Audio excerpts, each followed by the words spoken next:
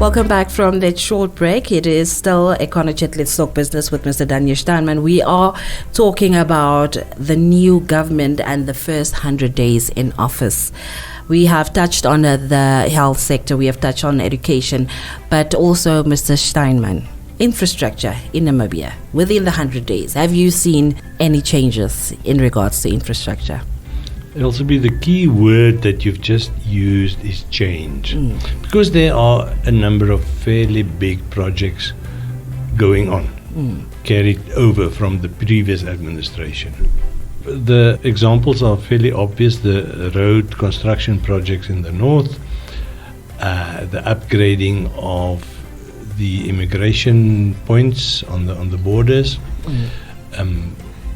the upgrading of the Trans-Kalahari corridor, the Kransberg railway line extension, the finishing of the road between Swakopmund and Walfish Bay.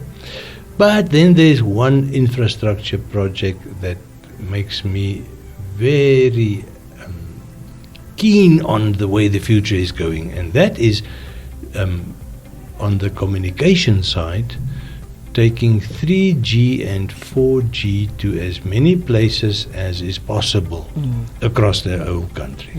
Now, again, this sounds like a stupid little thing, not that important. Do you know that the biggest part of the country by far is still on 2G? Yeah.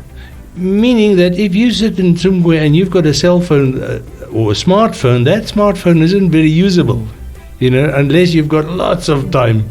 So it's one of the reasons why you see the uptake of smartphones outside the bigger towns is very limited, because you can do nothing with the thing. If let's say you are 100 kilometers away from Upuo. Well, I can just say I am one of those people. Like when I'm on the farm, I pack my smartphone away unless I want to watch a movie that I've downloaded while I was in Khobabas. Before. When I'm on the farm, I make no use of my phone unless I want to take pictures or watch a movie. Yeah. There's no internet. The network is horrible. Yeah, that's because it's a 2G network. Yes. It's and in large parts it's still an analog network. So you need to budget, and that we've done, and then you need to implement the projects where you start building towers. Yeah. Now, 10 years ago, 15 years ago, we were sort of at the end of the huge project to give all national roads, or trunk roads, 85% coverage. You shouldn't had to travel more than about 5 kilometers without a signal.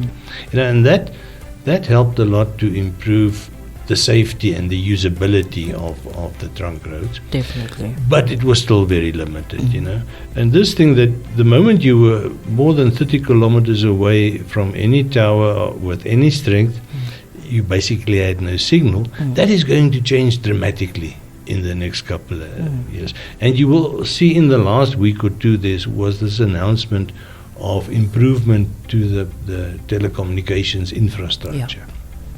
Now, the point I'm trying to make here is that when we talk infrastructure, we always see big things, dam walls, harbors, roads, buildings, railway lines, buildings.